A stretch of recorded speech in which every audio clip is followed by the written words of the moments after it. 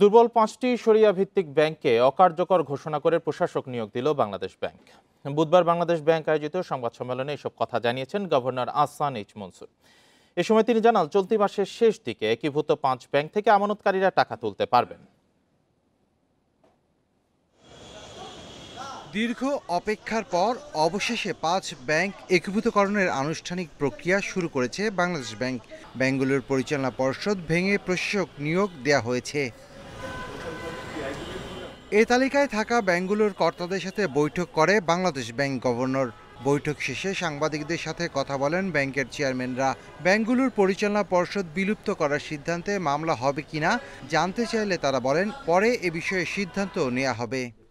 এখানে অ্যাডমিনিস্ট্রেটর বসেছেন, board dissolve হচ্ছে এবং এই পর্যায়ে বোর্ডের চেয়ারম্যানদেরকে ডেকে বোর্ড মেম্বারদেরকে তারা ধন্যবাদ জানিয়েছেন সেন্ট্রাল ব্যাংকের পক্ষ থেকে। পরে এ বিষয়ে আয়োজিত সংবাদ সম্মেলনে বাংলাদেশ ব্যাংকের গভর্নর জানান, ব্যাংকগুলোর প্রশাসকরা এগিয়ে নেবে একীভূতকরণ প্রক্রিয়া।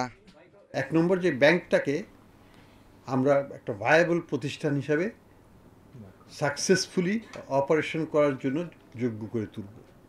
That's the challenge. সরকারি ব্যাংক হবে প্রথমে, কিন্তু এটা চলবে বেসরকারিভাবে।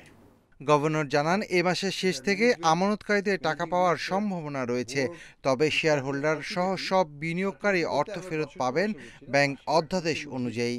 আমরা যারাই কোনো ধরনের অপকর্ম করেছে তাদের বিরুদ্ধে তো সরকার আইনগত ব্যবস্থা নিচ্ছে।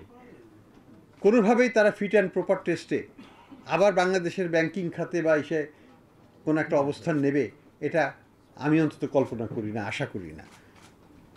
আমাদের দেশ ওই পথে যাবে সেটা আমরা চিন্তা করতে পারি না। আমরা অবশ্যই আশা করব যে যারা অপকর্ম করেছেন তারা আইনগতভাবেই চিরকালের জন্য বাংলাদেশের আর্থিক খাত থেকে বিতাড়িত হয়েছেন। এ সময় গভর্নর জানান, ৫ ব্যাংকের ৭৫ লাখ আমানতকারীর অর্থের সুরক্ষা দিতেই এমন সিদ্ধান্ত নিয়েছে বাংলাদেশ ব্যাংক। আইটি সিস্টেমের ইন্টিগ্রেশন এবং আইটি সিস্টেমের শফিল আলম সুজন, ইন্ডিপেন্ডেন্ট নিউজ, ঢাকা।